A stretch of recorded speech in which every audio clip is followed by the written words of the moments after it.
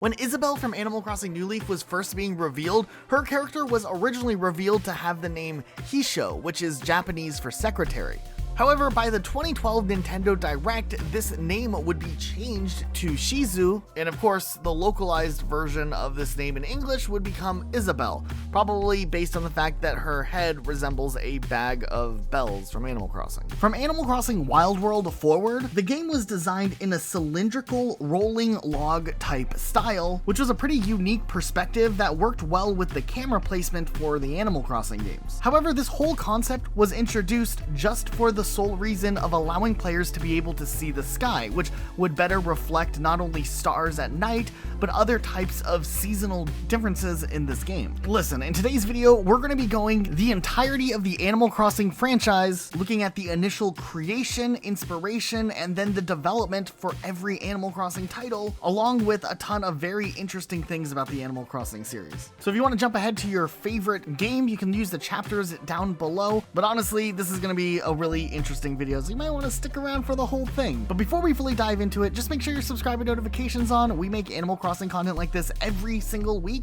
so your subscription will make sure these videos land in your YouTube algorithm more frequently. But what about the earliest conceptual ideas that made Animal Crossing way back in the 90s? If we look at the history at Nintendo and of Animal Crossing, we can go all the way back to the mid-90s when Hisashi Nogami and Katsuya Iguchi both were working on the Nintendo 64 game Yoshi's Story. After the game finished development, they would be assigned to work on Mario Art Talent Maker, which was supposed to showcase a lot of the big features for the upcoming Nintendo 64 DD add-on for the Nintendo 64. This project was very ambitious, though it ended up not selling well once it initially released in Japan. While they were working on Mario Art Talent Maker, the ideas for what would become Animal Crossing started to formulate. On the other hand, there was another project that Nintendo had greenlit that would end up getting cancelled, and many people speculate that the ideas from this cancelled project, known as Cabbage, ended up being the basis for what Animal Crossing would become. Cabbage was a cancelled video game project for Nintendo for the 64DD system, and was being co-developed by HAL Laboratory, the same company responsible for creating the Kirby games. Cabbage would have been an ambitious and unconventional game that aimed to provide players with a unique and immersive experience where players would be cultivating a virtual garden, and the players would be essentially the gardener. There would be a lot of really interesting mechanics built into the game, like dynamic plant growth, weather effects, and seasonal changes. But the big thing was going to be the innovative use of Nintendo 64 DD's add-on capabilities, which would have allowed for the use of real-time clock and data storage features, being synced up to real time, which was something that wasn't commonplace back in the day, and that would affect the in-game gardening activities accordingly. For instance, some of the crops would take different amounts of time to grow based on the real-world time that would pass. There was also supposed to be some sort of connectivity with other players where it would incorporate a sense of community by allowing players to trade seeds and plants with friends through the Nintendo 64 DD's networking capabilities, essentially encouraging collaboration between players who liked this game. Despite the promising concept and unique approach and a limited announcement of this project, the game would never see an official release or even a reveal, making a lot of this game's story a real mystery. However, this game disappearing from Nintendo's lineup for upcoming titles and seemingly replaced with Animal Forest, which would be the first Animal Crossing game which released originally on the Nintendo 64, has led many fans to believe that this project had some of its elements used as a starting point for what Animal Crossing would end up becoming. But that's not the only feature that was originally intended for Animal Forest either. Throughout many interviews with team members over the years, there has been some interesting features that were originally considered for the game that never made their way into the final version of the game either. While the game's core mechanics of being a virtual life simulation was always present, in some of the earliest stages of development, there were more prominent adventure and exploration concepts which would have provided some of the day-to-day things that a player would experience. There would have been some level of mysterious underground dungeons or caves, and these areas intended to be accessed throughout a village, and from there players would encounter enemies, obstacles, and puzzles reminiscent of a traditional dungeon crawler. However, as development continued, the focus of Animal Crossing shifted more towards creating a laid-back, open-ended life simulation experience, and the team at Nintendo decided to de-emphasize the dungeon crawler elements in favor of a more relaxed and social gameplay style. The emphasis shifted towards activities like fishing, bug catching, fossil hunting, and interacting with the animal villagers, and this change in direction resulted in the Animal Crossing that we mostly know today. The inspiration for what would become Animal Crossing actually came from creator Katsuya Iguchi's childhood. In early interviews, Iguchi expressed that during his early years at Nintendo, during the 1980s, Iguchi moved from his hometown in Chiba, Japan to Kyoto, where Nintendo's headquarters were located. And this transition to a new city and being far away from his familiar surroundings did evoke a sense of homesickness. This feeling of longing for the comforts of home and his younger years and experiences he had growing up influenced his approach to many different game development aspects. With Animal Crossing and its focus of creating a virtual village and capturing the charm of everyday life was simply a direct response to Iguchi's homesickness. He sought to recreate a sense of community, simplicity, and relaxation that he missed from his hometown in a virtual setting. He originally got his job at Nintendo when he was just a 21-year-old graduate, and wanting to recreate that feeling of being alone in a new town away from friends and family would hopefully blend this feeling of newness and excitement into the Animal Crossing world, while also giving players the chance to forge new friendships with the villagers in their new town. In an interview with Edge magazine way back in the day, Iguchi actually described the beginnings of Animal Crossing like this specifically. Animal Crossing features three themes: family, friendship, and community. But the reason I wanted to investigate them was a result of being so lonely when I arrived in Kyoto. When I moved to Kyoto, I left my family and friends behind. In doing so, I realized that being close to them, being able to spend time with them, talk to them, play with them, was such a great, important thing. I wondered for a long time if there would be a way to recreate that feeling, and that was the impetus behind the original Animal Crossing. By infusing the game with activities like fishing, bug catching, gardening, and interacting with friendly animal villagers, Iguchi aimed to provide players with a comforting and familiar experience reminiscent of the small town lifestyle he cherished. The game's peaceful atmosphere and emphasis on social interactions can be seen as an attempt to replicate the connections and community spirit Iguchi missed while being away from home. While homesickness definitely played a part in shaping Animal Crossing, it's important to recognize that the game evolved into much more than a personal remedy for Iguchi's longing for home. It has become a beloved franchise that resonates with players worldwide, offering a unique and immersive experience that goes beyond the creator's initial inspirations. But a lot of these elements and themes that were so prevalent in the very beginning seem to come back and be more relevant than ever when the latest entry, New Horizons, released and everyone was in lockdown and away from family members. That feeling of community was really important once again, and I think that contributed to how Animal Crossing New Horizons became explosively popular back in 2020. It's really interesting how Iguchi and Nagomi's time working on Yoshi's Story and then on the 64DD games allowed them to build a virtual village that forming relationships with animal villagers and then also participating in seasonal events that were tied to the real-time world, day, and clock made this game's universe feel more alive than any other type of life sim at its time. Players could experience different seasons and activities based on the time of day and time of year, which kind of caused this feeling to have to revisit your town often to see what was new and what was going on.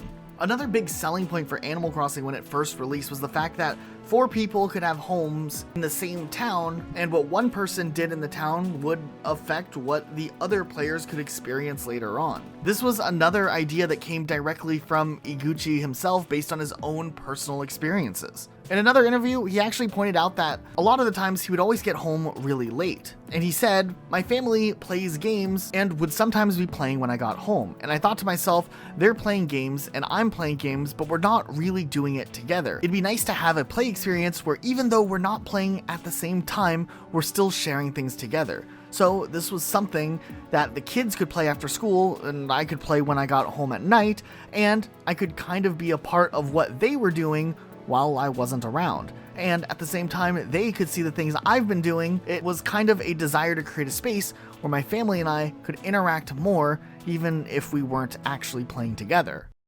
Okay, now let's talk about Tom Nook for a second. Tom Nook is very obviously based off of the Japanese animal, a tanuki, or a raccoon dog, but these animals actually have a deeper rooted story when it comes to folklore and tradition in Japan. In a ton of different folklore stories, tanukis are yokais, which are like supernatural beings, and while sometimes are depicted as strange, can sometimes be a part of some messages or passages that have existed, promoting things like 2 months of spring, or even being representative of financial wealth. Some places have a lot of tanuki statues just present in stores, promoting that wealth superstition, so it makes sense that Tom Nook was a character created originally from this idea. After the release of Animal Crossing City Folk, members of the Animal Crossing localization team, Rich Amtower and specifically Reiko Ninomiya, kind of described Tom Nook's inspiration a little bit more in detail. They described him as the first boss you ever had and talked about,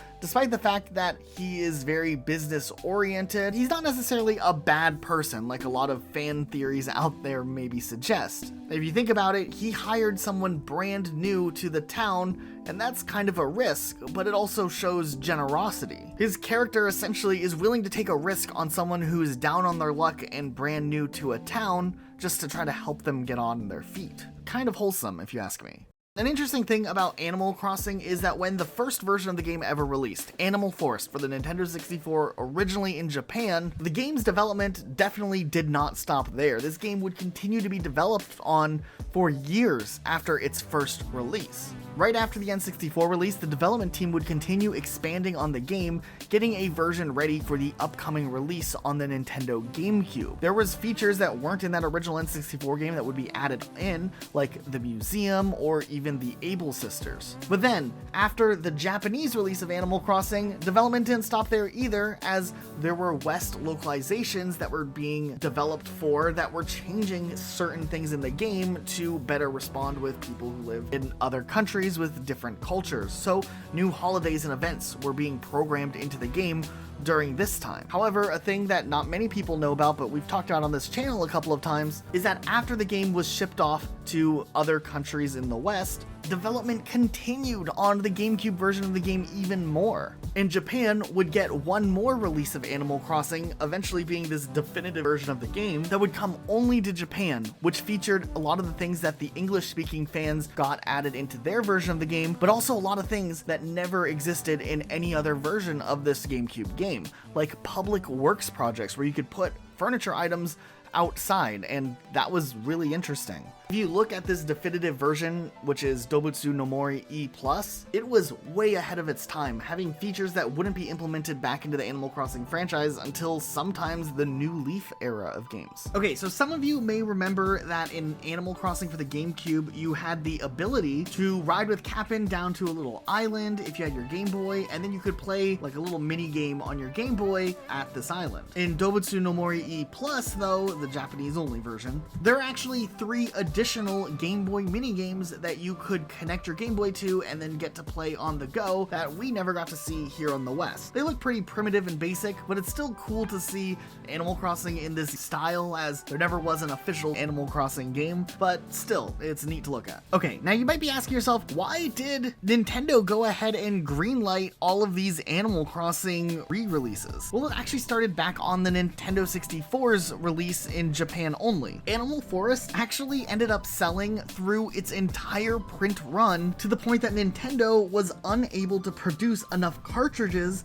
to meet the demand, which encouraged the development team, which allowed things to go bigger and further than ever before. And with the GameCube releases, those also were hugely successful, which eventually warranted the extra version that came to Japan only and would set things up definitely for the future. After the release of this definitive version of the game, one final version based off of the original Nintendo 64 version of the game would release, called Dongwu Senlin, which released only in China for the IQ player. It didn't have all of the advanced features that later iterations have, though it did have some level of exclusive localization for that version of the game, and it is cool to think that all the way in 2006, this original Animal Crossing idea was still being pumped out and shown off for new players. Also, with Dongwu Senlin, it's kind of interesting. If you look at the box art cover for the IQ, it shows Blathers, O'Hare, and Mayel, which is interesting because none of these characters are actually in this Animal Crossing version. These characters were all introduced in the GameCube version of Animal Crossing. Also, the inspiration for the Able sisters is one that's really simple, but also one that's gone over my head for a really long time. The Able sisters, they're porcupines, right? So they have needles and stuff on them, and needles are used for sewing. So get it? They're porcupines that use needles for sewing. I don't know how it took me this long to realize it. Animal Crossing Wild World was very interesting because the game was very pivotal for what Nintendo was trying to do with the Nintendo DS overall. During the earliest announcements of the Nintendo DS, Nintendo was trying to show the world that this handheld could bring console-like experiences on the go. Mario 64 for the DS was introduced here, Metroid was on the way, and soon, in 2004, the year that the DS came out, Animal Crossing DS would be announced, which later would be named Wild World. Now, obviously, trying to bring this game that started off as a console-only series to a handheld and to do it quickly did mean that some things would have to be trimmed down during the development time, so localized versions of the game would be developed simultaneously alongside the Japanese versions of the game. So this actually resulted in some Western holidays being cut out of the game altogether, and some Japanese holidays being cut in favor of having culturally neutral experiences. This is something they would go back on and change their mind on in later titles, but if you play this game, you will notice an influx of new and random holidays like Yay Day showing up, which don't really have any real-world counterpart. Now, a big thing about Animal Crossing for the Nintendo DS was the fact that for the first time ever, this idea of multiplayer interaction would be introduced to the game series. No longer was it just about visiting a town that your friend may have or seeing what they did when they were last online, but it was a full-on possibility now to play at the same time. The Nintendo DS utilized multiple DS systems, which could allow for up to 4 players on one person's town. Or at the time, you could even go and visit your friends' towns through Wi-Fi with Nintendo Wi-Fi connection. This was a function that really expanded the community of Animal Crossing because now the game wasn't just about sharing your stories, but actively connecting with other players. It was a really brilliant idea to show, first of all, what the Nintendo DS was capable of, but also what Animal Crossing could be capable of. KK Slider might be a character that you're already familiar with, and maybe you already know his backstory a bit. But KK Slider is directly based on the musical sound director Kazumi Totaka, who to this day still works on the Animal Crossing music when a new game is getting close to release. Matter of fact, when looking through the development history for Animal Crossing games, it's incredibly interesting how a lot of the team members who worked on the first game still remained involved throughout the course of the Animal Crossing franchise. That's something Nintendo has over a lot of other gaming studios, but there is something with staff at Nintendo who a lot of the times will stay there for decades continuing to work on the franchises that they helped create. Iguchi's another great example of this. Actually, if you pay attention to this guy, Iguchi is probably one of the most wholesome Nintendo employees that you'll ever see. And it's kind of cool to see how he started out as this young developer and has kind of grown into one of the major leaders at Nintendo and still works on Animal Crossing. With the big success that Animal Crossing was, though, originally on the GameCube, Nintendo was definitely more open to more games like Animal Crossing coming out on the console. There was one game that very much was likely inspired by that of Animal Crossing that did make its way to the GameCube, but would never see a localized release, called Giftpia. This game was interesting. It was very much like Animal Crossing, but a little more adult and grown-up themed, and has a lot of elements similar to Animal Crossing, like having to be a character in a town with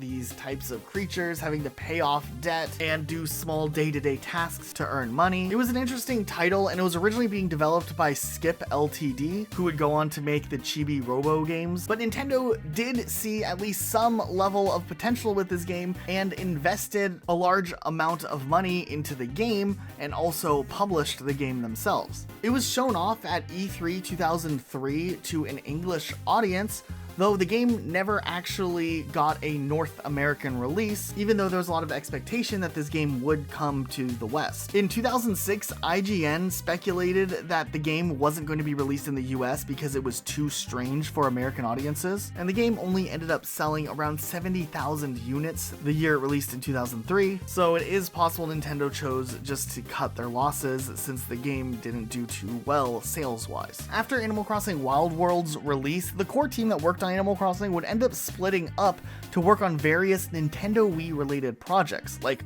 Wii Connect 24 and the Me channel. During this time, some early concepts for what a Wii Animal Crossing game would look like were being considered, and after the Wii's launch, much of the core development team would then reassemble to begin work on what would become Animal Crossing City Folk. There were some core features that were intended to be included in the game that the team focused development around, like online play, motion controls, and internet letter sending. There was also some ideas to try to make it possible to visit towns without another player being present. This wouldn't make it into the release of Animal Crossing City Folk, but would be added in future titles as dream addresses and dream visits. There was probably some other interesting ideas that we still don't know about when it comes to Animal Crossing City Folk's development, and for some reason Edge magazine, back during the development years, reported that a trusted source confirmed that Animal Crossing City Folk would be a massively multiplayer online game, or an MMO. But the publication declined to name the source, and a lot of people speculate to this day if that was an option being considered during the earlier conceptual phases of this game. Animal Crossing City Folk was also the first game to introduce the voice chat features to the Nintendo Wii, and while it sounded very terrible, and this would not be a commonplace type of microphone used in the future, it did have voice chat. And I definitely remember using it back in the day, despite how terrible it sounded. Another thing that's really interesting about Animal Crossing City Folk is that during the pre-release time of Animal Crossing Wild World for the Nintendo DS, oftentimes in interviews, various staff members would talk about how there would be possibilities one day for Animal Crossing Wild World to maybe connect to the Revolution, which was the code name for the Nintendo Wii at the time. And like we talked about, City Folk didn't go into full development until well after the Wii actually released. We of course do know that whatever the Animal Crossing Wii game would be was in the back of the minds of many Nintendo developers when they were working on Wild World, knowing that at some point they would want that game to be able to connect to the next title. The connectivity was pretty basic, as you were mostly just able to transport your player from one to the other, and that was about it, but still, it was interesting that they came up with a way to connect these two games together. Also, during City Folk's development, producer Aya Kyogoku worked as the sequence director of City Folk, where she was responsible for the script writing and the elements related to non-player characters' behavior and dialogue. And her time working on City Folk would put her in the position where when Animal Crossing New Leaf entered development, she alongside Isao Moro would become the joint directors for Animal Crossing New Leaf on the 3DS, and she also would become the main director for the franchise moving forward. Kyogoku has even said in interviews that after the mixed response to Animal Crossing City Folk, the idea with New Leaf was to try to get back to the series' roots. And just in case you're wondering what happened to the original creators of Animal Crossing, after Animal Crossing City Folk, Nogami ended up not working on New Leaf as he was working on some WarioWare titles, but would eventually get promoted up to Deputy General Manager of Nintendo EPD, and of course Aya Kyogoku would eventually get promoted to his old position of manager of Nintendo EPD Production Group 5, the team that works on Animal Crossing. What's really interesting though is with Animal Crossing New Leaf, when they first started showing off that this game was coming, there was some very basic E3 footage all the way back in 2010 shown off, and back then the idea for a player becoming the mayor of the town wasn't even a thought yet. It didn't fully manifest itself until a year into the development, which stemmed from the concept of giving the player more freedom in designing and shaping the look of their own town. This idea would then be expanded upon when the mayor functionality was added into the game, which would allow players to do things like pass ordinances, affecting certain aspects of the town, like what times stores would stay open until, which is a huge plus because it allowed people to accommodate their own play styles no matter how their real world passage of time worked. One of the big challenges with Animal Crossing New Leaf, though, was the jump to the 3D display featured on the 3DS. The design team actually had to pay extra attention to how objects and characters appeared in regards to lighting and shading, and they wanted to make sure that there was no obvious flaws that could be seen with this three-dimensional perspective. Design coordinator Koji Takahashi has actually mentioned in various interviews that coming up with new animal species to represent some of the townsfolk was actually pretty challenging. Still, there were some new animals introduced with Animal Crossing New Leaf, like alpacas, and that's kind of cool. Animal Crossing New Leaf was also explosively popular for the Animal Crossing franchise, becoming the biggest Animal Crossing game at its time. Aya Kyogoku actually talked a little bit about this alongside original creator Katsuya Iguchi, who was a producer for New Leaf, and they pointed out that the team working on Animal Crossing New Leaf was actually half female, as Kyogoku had talked about in her earlier career time being oftentimes the only female working on a project. With Animal Crossing New Leaf, it's been emphasized that all individuals working on the development team could contribute ideas for the game regardless of their role on the project. Kyogoku has credited the diversity of the team for New Leaf's success, even going far as saying, "When you are trying to create something that will appeal to many types of people, I have experienced how beneficial it is to have diversity on your team. And it's very exciting being able to have different types of people on the development team." In Animal Crossing New Leaf, the introduction of the main street was obviously inspired directly from City Folk's City Plaza, though this time it was downscaled to make Animal Crossing feel closer to its roots of being a smaller village. Also, during the development of Animal Crossing New Leaf, one of the big tasks that the team had to take on was designing houses for every villager featured in the game, which became a task on its own, trying to decorate houses that would fit the personality types for all of the possible villagers you could get in Animal Crossing. This actually ended up spiraling into an idea for a brand new game, as a lot of the development team thoroughly enjoyed the process of decorating these houses, and the idea for Happy Home Designer, a game focused completely around designing houses for Animal Crossing characters, would end up coming into fruition and would release on the 3DS a few years after New Leaf's release.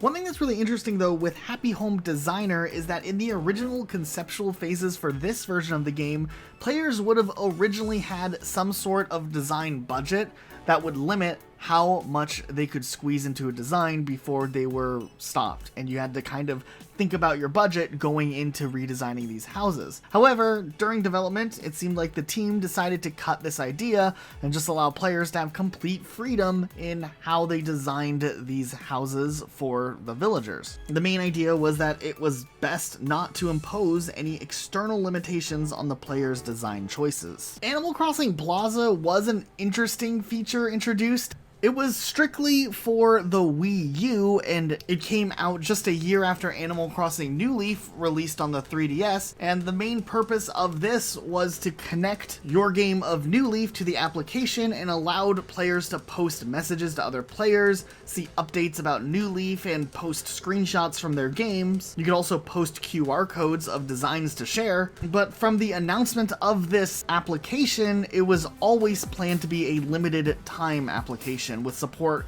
being planned to end a little over a year after its release, which it did. At the time, a lot of fans speculated that an announcement for an Animal Crossing Wii U mainline game would be imminent, especially since it seemed like a lot of things were designed strictly for the Wii U, like these character models. They look a lot better than the 3DS version. But then the announcement for the Wii U game never came, and Amiibo Festival would get announced instead, to much surprise from the Animal Crossing fanbase. There was definitely a long wait in between the releases of Animal Crossing New Leaf and Animal Crossing New Horizons for the Nintendo Switch, but in the middle time we did also get one Animal Crossing game a lot of fans probably would rather forget if they could.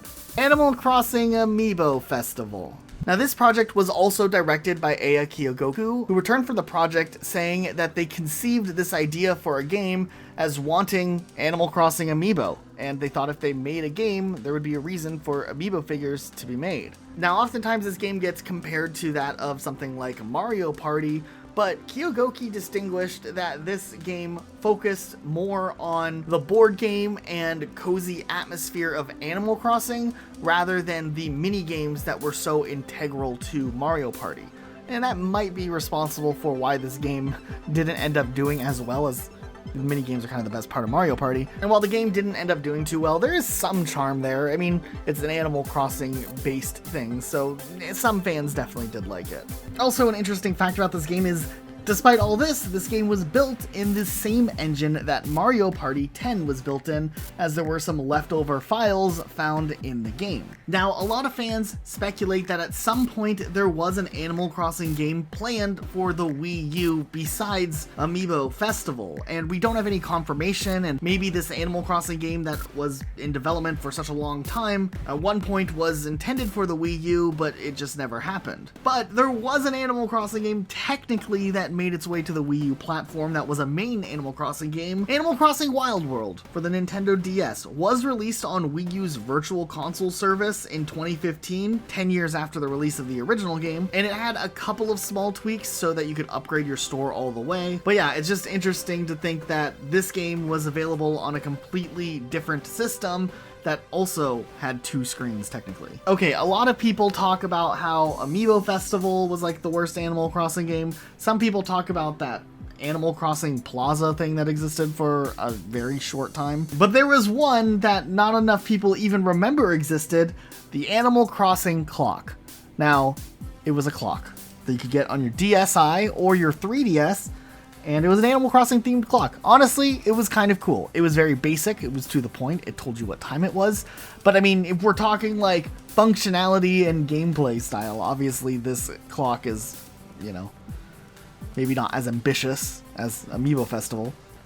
I kind of liked the clock, to tell you the truth. There was also a calculator that released as well. So if you ever needed to do math with an Animal Crossing theme, there you go. You have this now. After the release of the Wii U, Nintendo kind of struggled when it came to utilizing their IPs and generating revenue, just because the Wii U was being sold at a loss and then it also wasn't selling well. Nintendo, in the late 2010s, started more aggressively putting their games on mobile platforms in the forms of smartphone releases. In 2016, Animal Crossing was selected because of its wide demographic reach to become a mobile game in the form of Animal Crossing Pocket Camp. Now, this game was originally scheduled to release in 2016, however, Nintendo prioritized the release of Super Mario Run first, and also experimented with the ideas of microtransactions in a mobile game in Fire Emblem Heroes. However, in October of 2017, Nintendo finally revealed Pocket Camp during a Nintendo Direct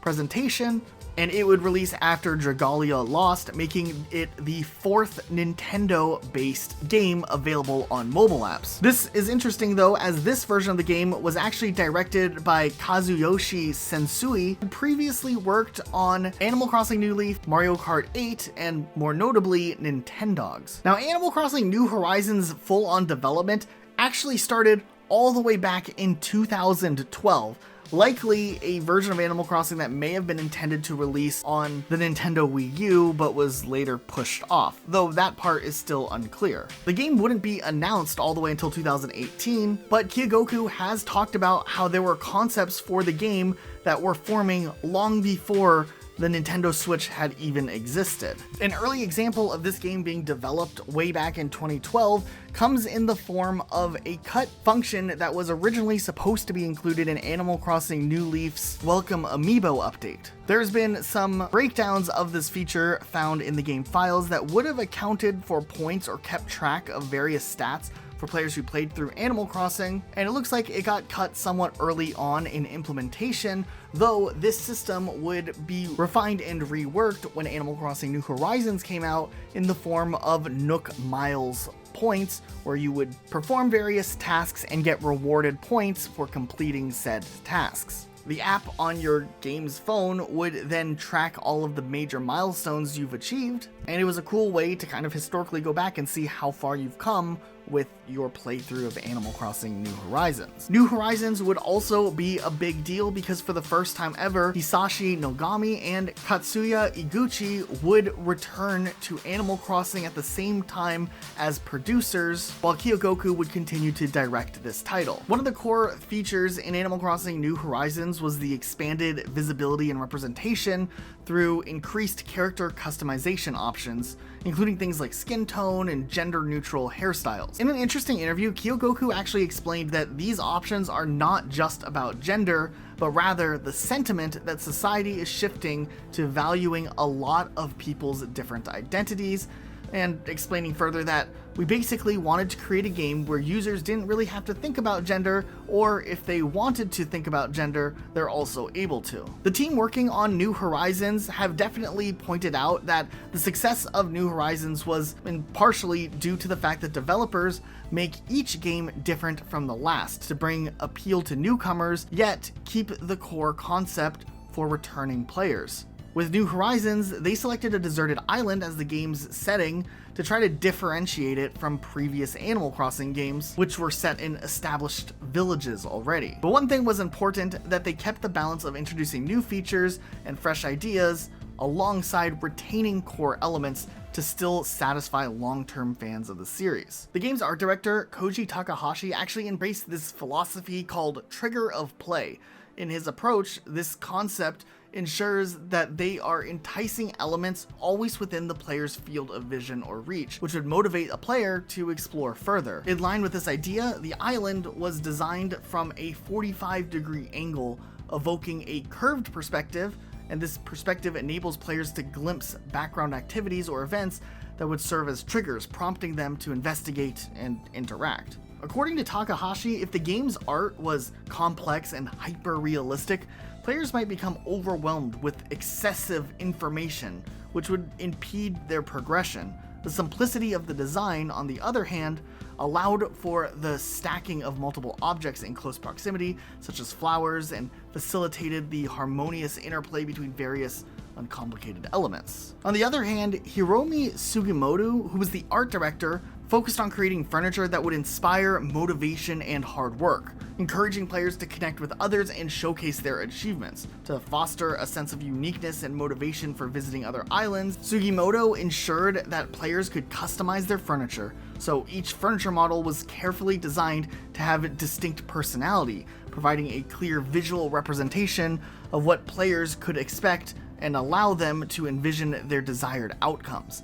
By incorporating different aspects and combining common ideas into a single model, Sugimoto aimed to cater players' varied perspectives on how an object should appear. Leveraging the concept of the quote-unquote imagination gap, players are able to fill in the finer details and imagine how they could utilize each item according to their preference. This approach encouraged creativity and further engagement with the game's furniture, which could now go outside, which was a really big deal. When it came to the music of Animal Crossing New Horizons, Kazumi Totaka, who worked on every Animal Crossing game's music and several other Nintendo titles, has talked about in an early interview how when they were coming up with the main melody for New Horizons, they wanted to approach writing it from a bird's eye view, writing a track that would be encompassing of the entire Animal Crossing experience, not just a single part of the game. That main melody would then be structured and built in to the various tracks that you would experience throughout the entirety of a playthrough of Animal Crossing New Horizons. And this brings us up to where we are nowadays in 2023, the time that this video is being made. At least as of now, there hasn't been anything Animal Crossing announced just yet for the future, though we have our suspicions that there's probably something happening behind the scenes currently. It is really interesting though to take a look at some of the key prominent members who worked on Animal Crossing over the years just to see where they are today.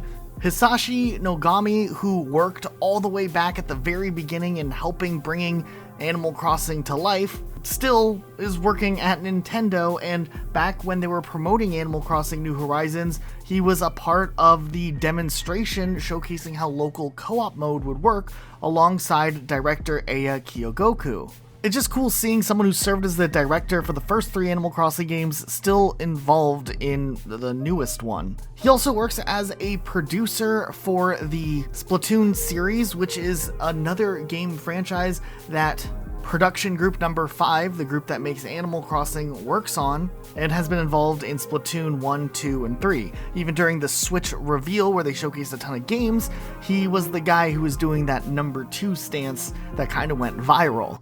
Okay, this is something straight from while I was editing this specific video, but I noticed while looking at the footage here where they're showing off co-op, if you look at what Nogami is wearing, he has like this scientist jacket on and sunglasses. I thought that was an interesting choice, but then when I was looking at the footage when he was promoting Splatoon 2 a few years before this, he was wearing that same exact outfit. So he essentially recreated his character from the Splatoon 2 presentation and was dressed up like that in Animal Crossing's presentation, which I think is incredibly clever. I don't know if anybody actually noticed this.